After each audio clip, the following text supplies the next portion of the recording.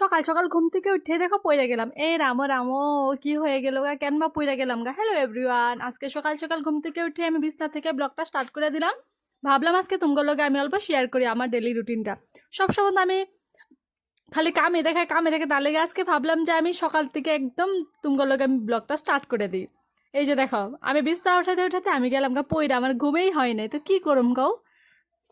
যাই হোক, এখন তারপরে দেখো আমি বিস্তাগুলি উঠাই নিতেছি, জলদি জলদি করে বিস্তাটা আগে উঠায় তারপরে অন্য কাম করতে লাগে, নাহলে ভাল লাগে না আমার, তার লেগে জলদি জলদি করে বিস্তাটা উঠাই নিতেছি। দেখো কে কে আমার মতো এরকম করো, ঘুম থেকে উঠে বিস্তাটা আগে উঠাও। তো আমার দেখো কামটা বিস্তা উঠানোটা শেষ হয়ে গেছে গা। তারপরে আমি ঝাড়ু নিয়ে বাইরেই পড়ছি, আজকে মা ঘর ঝাড়ু দিয়ে দিছে, তার লেগে আমি আর ঘরটা ঝাড়ু দেই নাই, মা দিয়ে দিছে।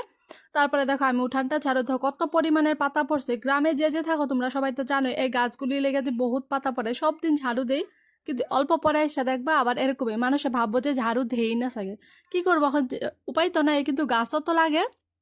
যাই হোক আমি উঠানটা ঝাড়ু দিয়ে দিছিলাম, তারপর উঠানটা ঝাড়ু দিয়ে আমি ব্রাশ করতে লেগে আয়া পড়ছি। তারপরে দেখো ব্রাশটা নিয়ে নিছি, আর দেখো আমার এখান থেকে দেখো পাতা একটা পড়ছে, তুমি দেখছো গাছের থেকে পাতা পড়তেই থাকে। তারপরে ব্রাশটা করার পর আমি মুখটা ধুয়ে দিছি, মুখটা ভালো মতো ধুয়ে নিছি। তো দেখতে পাচ্ছ আমি কলে গেছি, কলগুলি টিপা টিপা মুখটা ধুইয়া তারপরে হাত পাউটা ধুয়ে রয়েছি। হাত পাউটা ধুয়ে আমি জলদি করে ঘরে আয়া পড়ছি। বোনও কইতেছিল যে ওর খানাটা জলদি করে রেডি করতে লাগে, কারণ স্কুলে যাইবো। তো আমার কইতাছে জলদি জলদি যা খানাটা রেডি কর। তারপরে আমি আয় পড়লাম, এই যে দেখো এখানে বানাবো রুটি। রুটি বানানোর লেগে আমি ফার্স্টে গরম জল দিয়া আটাটা ডইলা নিয়েছিলাম, পরে দেখো ভালো করে ডইলা নিছে, কারণ হলে অল্প রুটিটা বহু সফট হয়, তার লেগে আমি গরম জল দিয়া করি।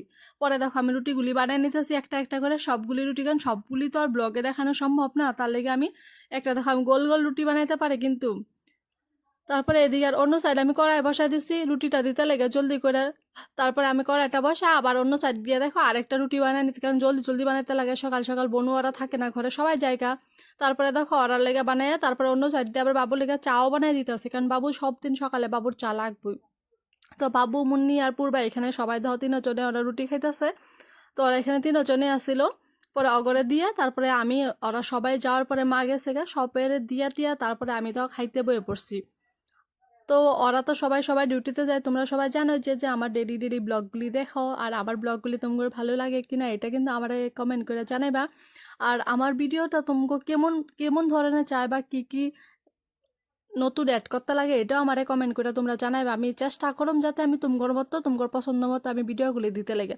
তারপরে দেখো কথা কইতে কইতে আমার খানাটাও শেষ হয়ে গেছে, একদম চারটে চিটটা খাইতেছে। আমার বুটের চাটনি বহুত ভালো লাগে, বুটের চাটনি, বাঁধাকপি ভাজি আর রুটি আসছিল, তো দেখছোই।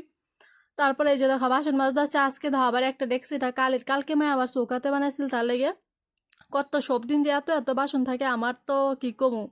তো দিদি লগে আজকে ফোন করছিলাম, দিদিও কইছে তোর এইগুলি শেষ হইবে না, তুই বিয়া হস থাকেন, কবে বিয়া হবি দেখো তো।